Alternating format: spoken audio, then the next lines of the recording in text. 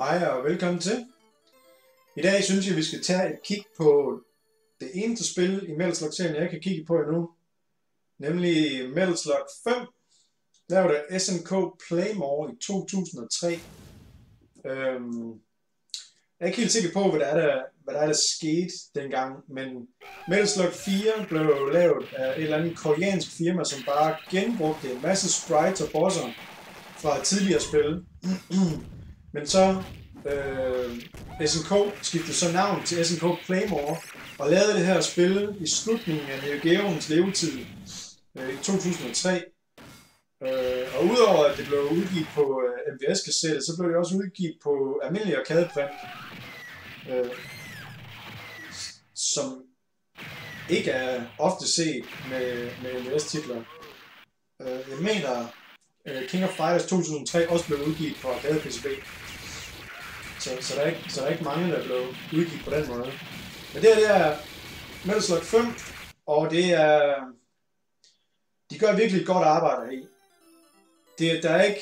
Selvfølgelig er der genbrugt nogle sprites med sluggen og sådan noget, men der er også nye slugs i, og der er nye fjender. Historien går ikke på General Morton og hans tropper med, eller aliens.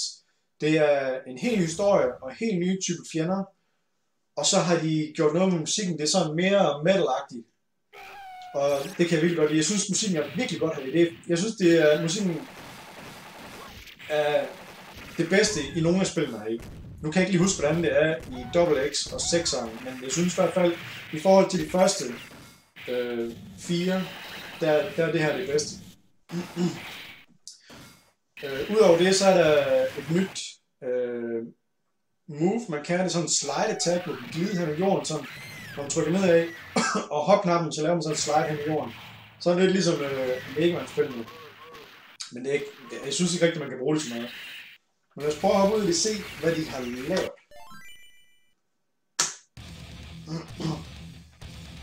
Bare her. Prøv at høre musikken her.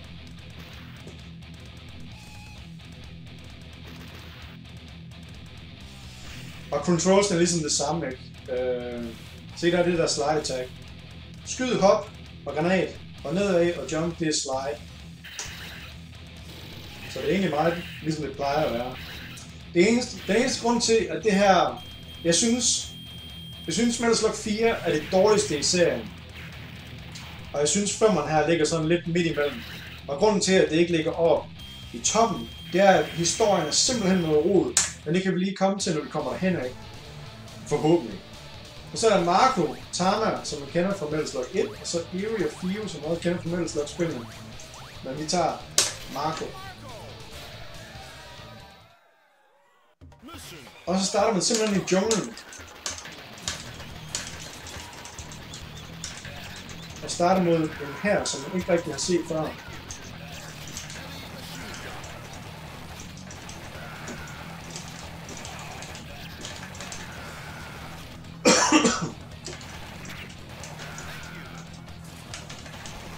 En ny fjende.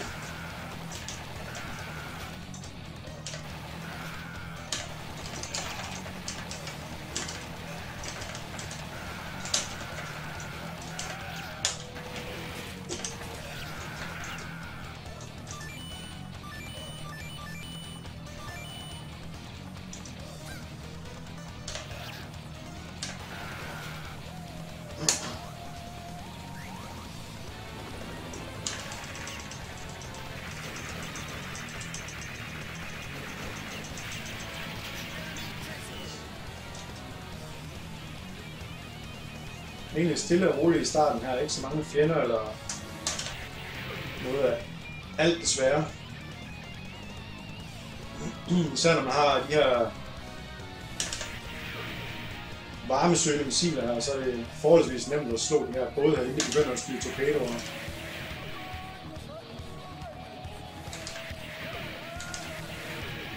Jeg synes det er sjovt, at så i starten her, så er det en eller anden her inde i junglen, hvor man er på vej hen. Historien går forresten på, at der blev stjålet en disk med alle de her Metal Slug hemmeligheder, hvordan man bygger deres tanks og det der.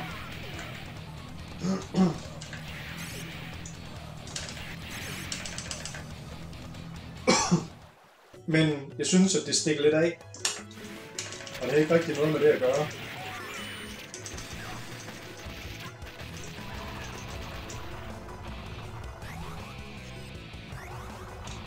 Det er noget med, at den der nye her, som vi lige har mødt.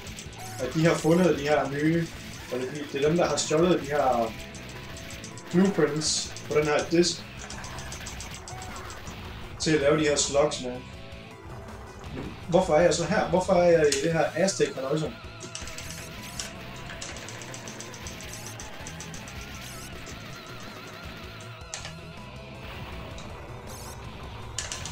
Og hvem er de her Aztec-folk?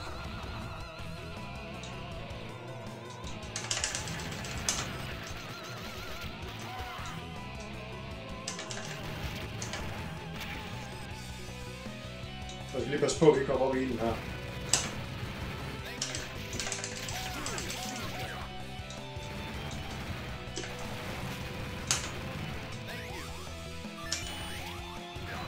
Og her kommer der så, ligesom de begyndte på i Metal Slug 3, Branching Paths. Du kan gå nedenunder her og få en af de nye slugs. Eller du kan gå ovenover og få en almindelig slug. Og så er det selvfølgelig også forskelligt, hvad for en bane der kommer nu.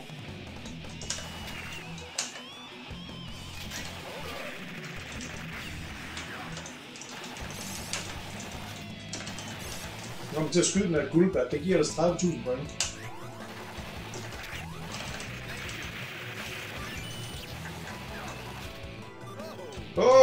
Fat mode er tilbage. Det er sjovt, når man er fat, så kan man ikke slide.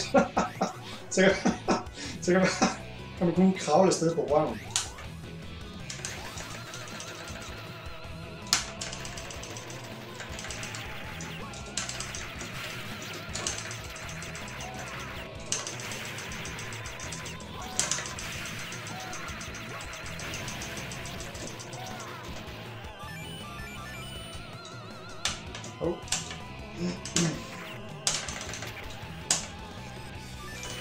Jeg ved faktisk ikke, om det også er en branching path, det her.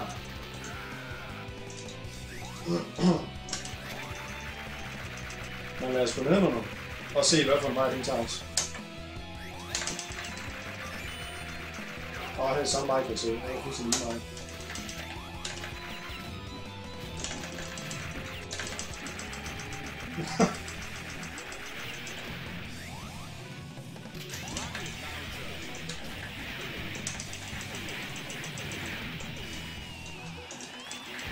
Hey Pokémon!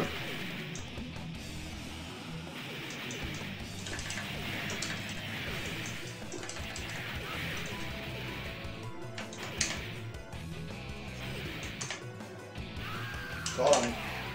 Boom! Der var en slug. Den tager vi.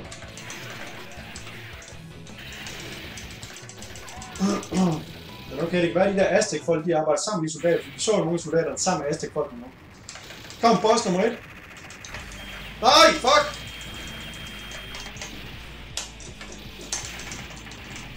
Okay, så nu kan godt hoppe ud af tanken.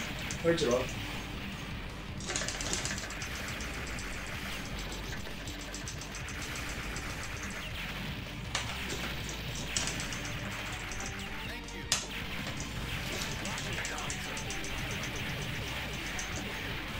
Sådan. Nu er boss nummer 1. Eller hvad? Han er ikke død endnu, mand.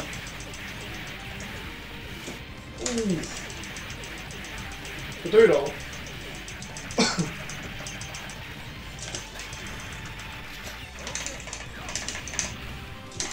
Det var nogle granater. Shit. Shit. Fuck. Sådan, der fik jeg. Så lyt til musikken. Det er fedt, det her. Og der er sådan, der kommer den der Victory Jingle Mission Complete. Den er rigtig god.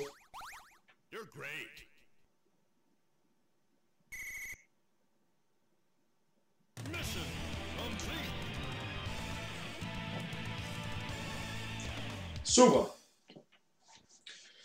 Okay, så bane 2. Nej, nu ser vi en cutscene. Cutscene? Okay, først, jeg tror det er første gang med Metal Slug til, at vi ser en cutscene, og den giver ingen mening. Første gang vi ser de her Aztec-folk. Det er sidste gang vi ser de her Aztec-folk. I hvert fald med de her masker. Vi ser nogen med den nye maske og nye klæder og sådan noget her. Men det er fucking ingen mening der her. Mission 2, start.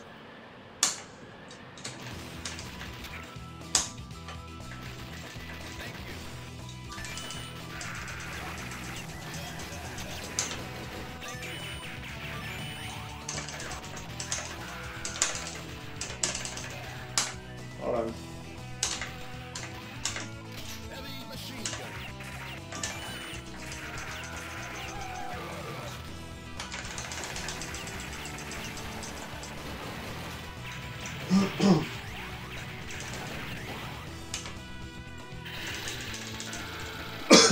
Er det her en branching path? Det kan jeg ikke huske. Nej, det er det ikke. Wow, du var tæt på.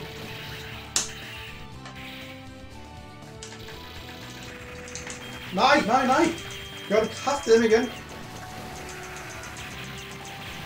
Jeg synes da ikke, at jeg hoppede og skød på samme tid. Fuck, man er virkelig lige en bazooka i nakken. Bring out the gimp! Det var en ny fjende.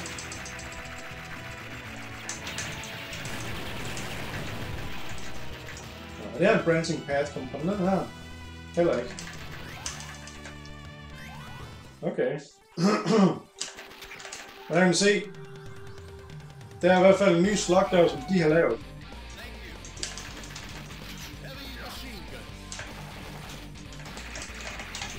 Wow. Ja. Wow, fuck.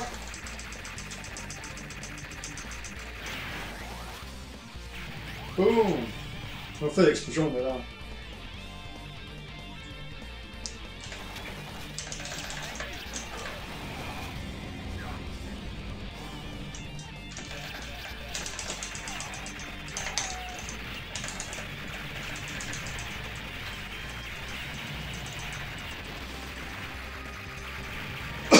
Og den almindelige tank, den kender vi også fra helt tilbage fra etteren.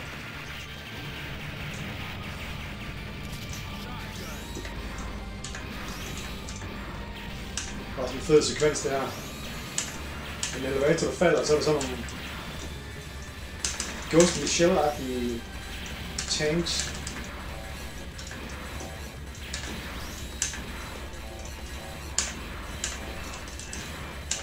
Wow, fuck!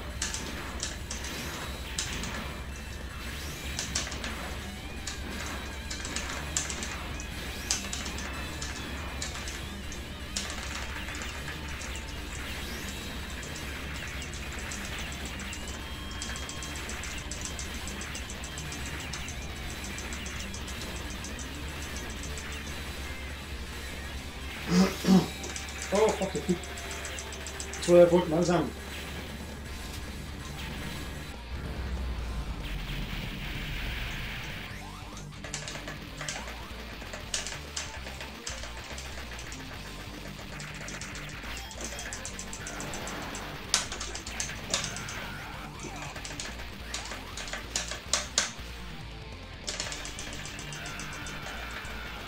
Jeg tror, han skulle ligge der og snakke mig. Det skyder mig. Nu skyder ham her.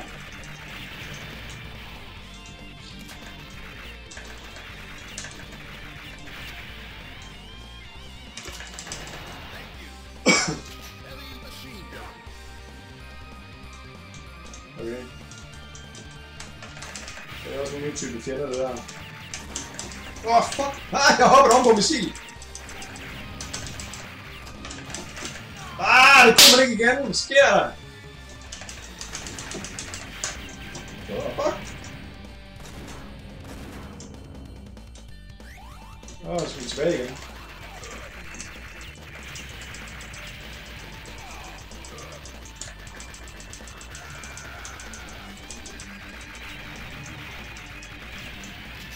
Turd.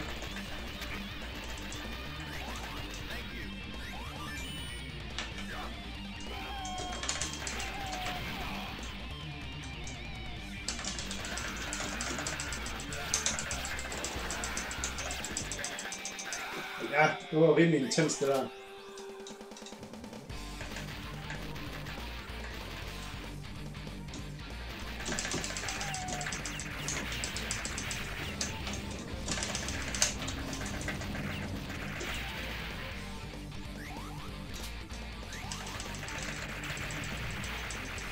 Jeg har brugt bedre våben.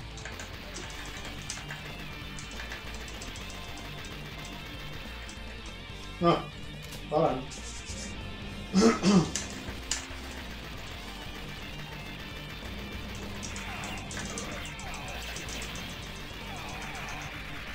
Ja, de kan kaste langt med den der.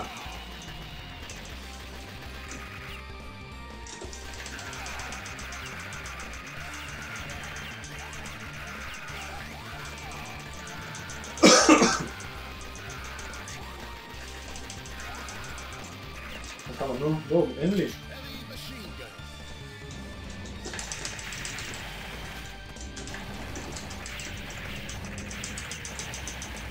Nej, hold kæft.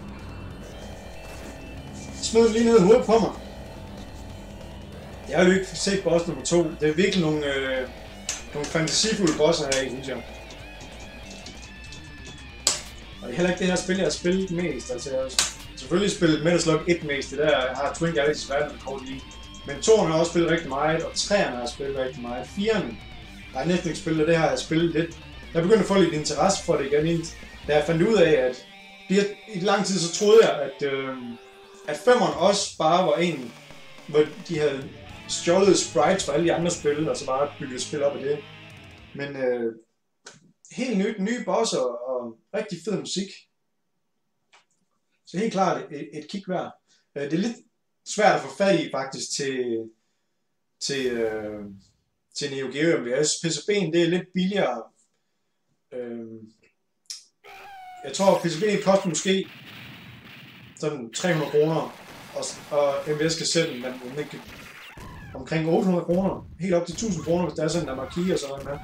Det er et ret dyrt spil, fordi det er måske ikke udgivet så mange eksemplarer. Det var jo i slutningen af Neo Geos levetid, så... Men helt klart værd, hvis der er sådan, man kunne få fat i. Det er da også udgivet på konsoller til Xbox og til PlayStation 2.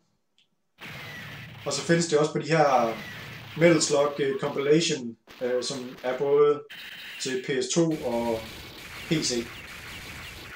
Det var Metal Slug 5, lavet af SNK Playmore i 2003. Tak fordi I kiggede med.